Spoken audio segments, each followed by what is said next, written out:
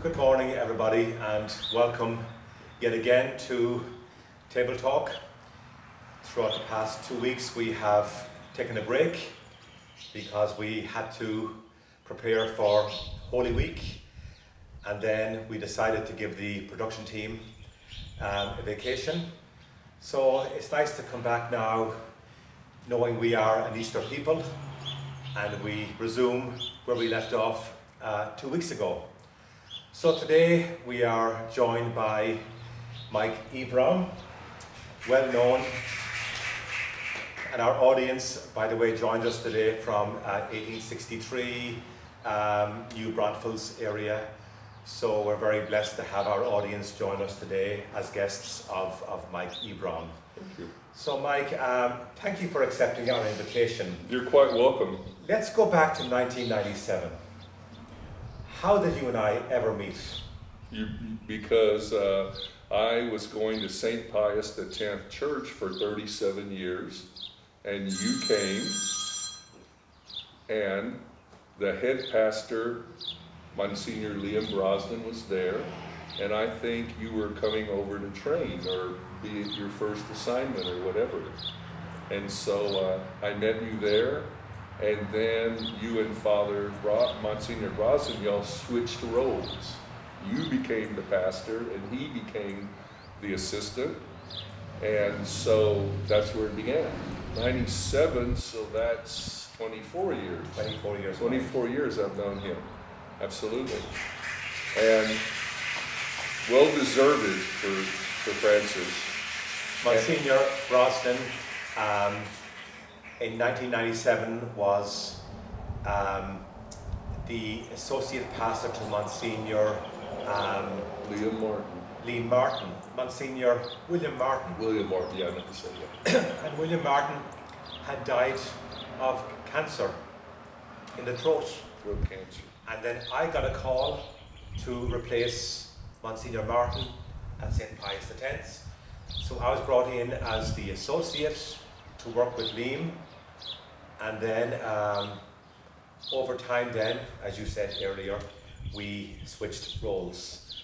So Mike has been a blessing to St. Pius X for over 30 years, and we have to applaud and admire any man or woman who chooses to stay and remain in their parish for that length of time, because it is important for people to realize the parish is bigger than the pastor. The parishioners come first. People may love us or hate us, but folks, please never leave your parish, because pastors come and go, and the parishioner matters most, and the parish matters most. Now may I comment about that? Yes.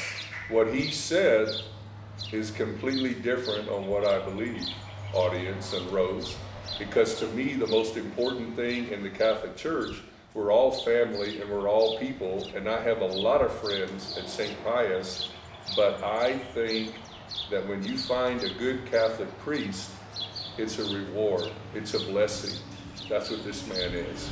And I've already told him, no matter where he goes, I'll drive, because when I was growing up as an altar boy, Father Anthony Constantino taught me everything about altar boy and Catholic Church. He was one of the best priests I've ever met, and all I've ever had was good priests. Father Liam Brosnan, I still cry. He taught me a lot. Well, now I got Francis and I'm staying. Francis is the one that's going to do my funeral. All right. Thank you, Mike. You're welcome. Thank you, Mike. I appreciate that. Your wife is not Catholic. She's a Protestant. She's a good Protestant. Which church does she belong to, Mike? She belongs to the Bulverde Church of Christ, right in downtown Bulverde. And I'm sure there are times that you have gone to attend worship with her. I've seen her come here to St. Joseph with you. When you find yourself in her company, in her church, what is your experience of liturgy-service as you're there? If anyone knows anything about the Church of Christ, which I know 44 years with being married to Miss Patty, they're on the opposite ends of Catholicism. we're like at the lowest depths. And we've had many a chats, we didn't have fights. They're very sweet people, but I kid them all the time because they think they're the only people that are going to heaven. So it makes for very interesting conversations. But where we've gotten in our relationship is she respects me and the Catholics, I respect the Protestants. And many times I'm addressed by people from her church, how can you be Catholic, or why won't you join our church? I tell them, Rose, that the bottom line is there's like 220 different religions, but Francis is only one God. When the day comes, it's a one-on-one when you meet God. And I grew up, you didn't ask me, but I'm gonna tell you, from Karnes City, Texas, which is probably the most fire and brimstone Catholic community you can have, besides the Polish community, Santa Maria, Texas.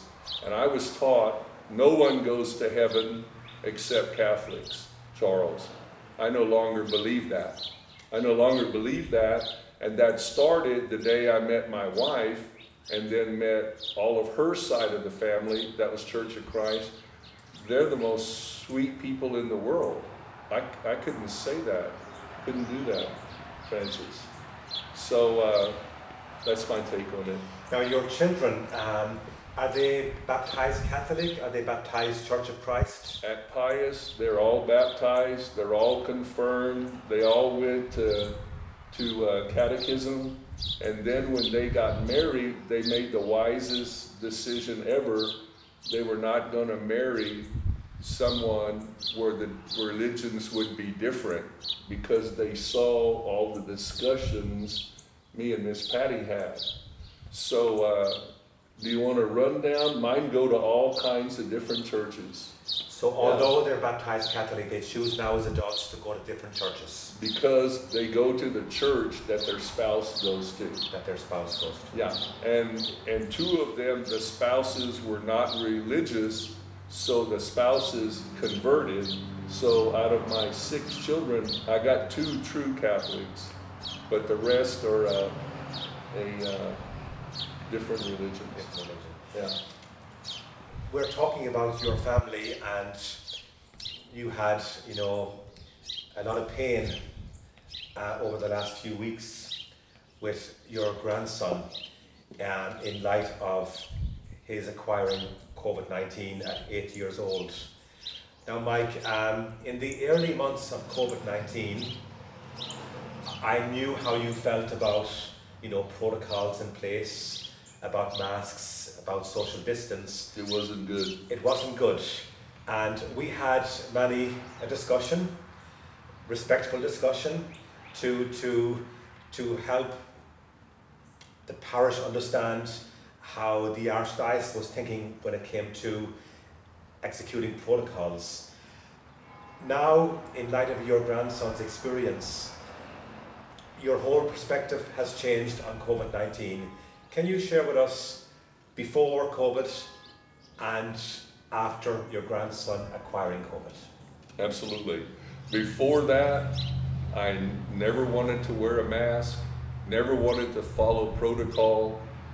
I'm a person that, and I'll say this about my history, when I was 11 years old in Karnes City, I'm the oldest of 5 kids. My father was killed in a car wreck, and we had no money. I've been on my own since 11 years old, and what's bad about me is I don't like to follow the rules anywhere. I like to make my own choices. Well, I decided I wasn't going to do any of the protocol. And before I touch on Daniel, if I may, then my second daughter-in-law, I have 5 boys and a girl, went to her brother's wedding, contracted COVID-19, and when the snow came, we lost our power and our electricity and our water, so she invited us to their house for supper and a hot bath. Me and Miss Patty ran to do it. That night, she gave me and a bunch of Ebroms Corona. And I caught it, and I had it for 21 days. And to get to the proper perspective, Francis, I wear my mask everywhere, do all the protocols, and everyone that talks to Mr. Ebrom, I tell them they need to be vaccinated because you do not want it. I almost died.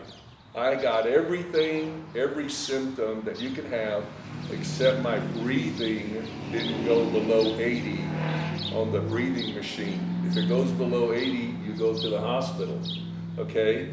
The whole time I had it, my wife never contracted it, and she's in the same house as me. So then she takes care of me. 21 days later, she gets it from one of her best friends at the Protestant church. The best friend gave it to 21 people at church. They all need to wear masks. But where I was leading was Ashley, who gave me corona, his oldest boy is Daniel. And Daniel contracted it the same day I did and didn't surface for 28 days.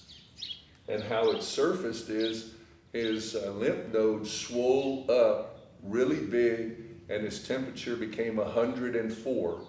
So the doctors said, we think he got cat scratch fever. He didn't. So we took him to the Children's Hospital of San Antonio, and that first night I called you, they told us, we don't think Daniel's gonna live because his breathing stopped, his heart stopped, his liver stopped, he had gastrointestinal pain, he was terrible.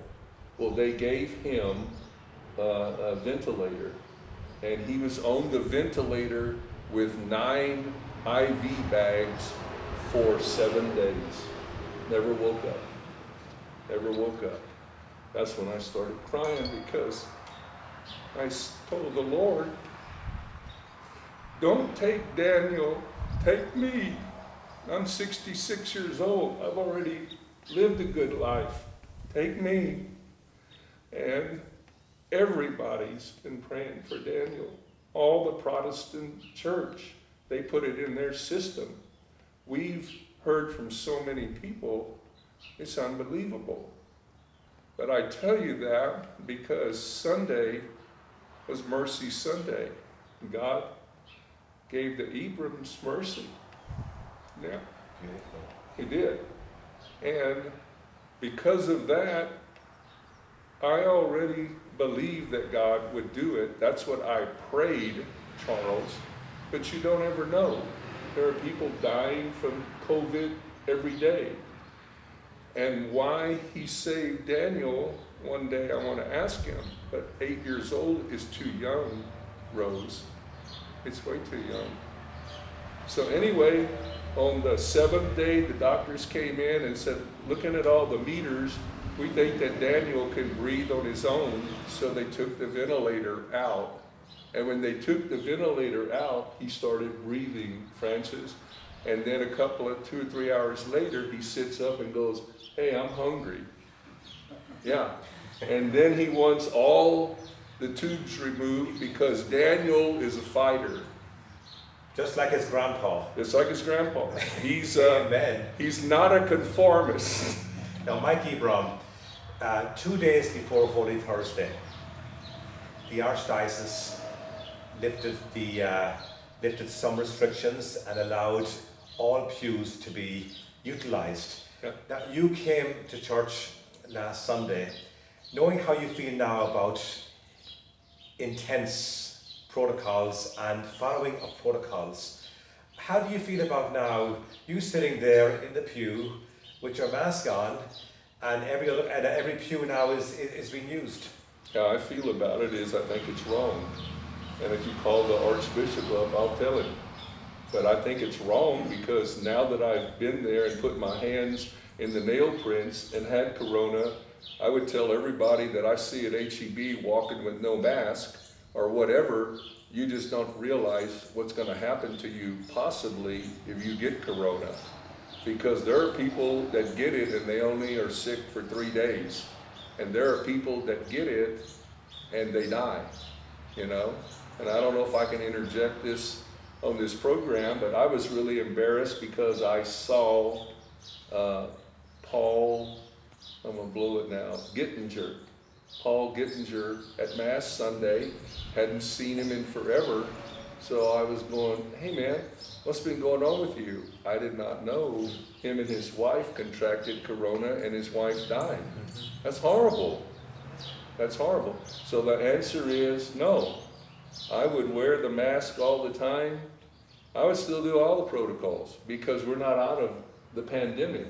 Nowhere close. But the main thing is, I think we need herd immunity and everybody needs to get vaccinated. But so many won't do it. They think the vaccination is unproven. Look at all of them that they've saved already. Come on, you know?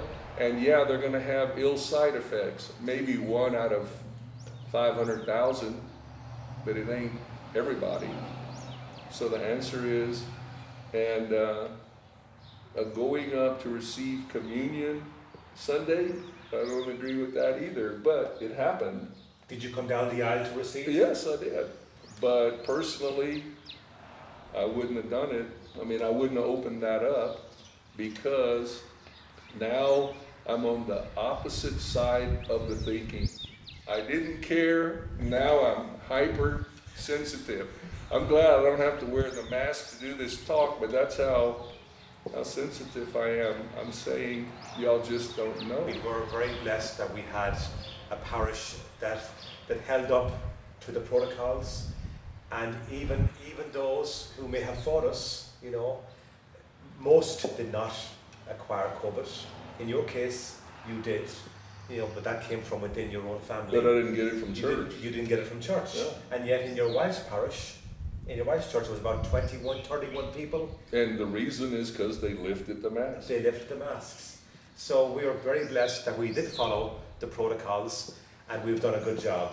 And when they lifted the mask and those people got it, so many people freaked out. They shut the church down for 4 days, 4 Sundays, because people didn't want to go there. Well, that's not good. So Mike Ebrom, this was fun. This was nice that we had this conversation. Thank you for the We're invitation. so blessed that you're a part of our parish. We're so blessed that you come here in your own backyard to worship at St. Joseph. And for the many, many years of faithful service you gave to St. Pius X, I thank you. Thank you. On behalf of Monsignor Brosnan, God rest him, and myself. And I know now that you have a mission to evangelize people who come to visit our parish, people who come from St. Pius X. I see you evangelizing them and inviting them to come join St. Joseph. So that is nice that you feel strongly about St. Joseph as you do. No matter what, the bottom line is the goal of reaching heaven. Reach of heaven. So it starts is you have to go to church. You have to go to church, and you have to be respectful, and you have to let them say their views. But the bottom line is God loves us all. That's what I try to communicate. Amen. That's what it's all about. Thank you, Mike Ebrom. Thank you, audience from New Braunfels, who joined us today as Mike's guests. We look forward to seeing you next Tuesday with another special guest. Thank you all. God love you. Bye.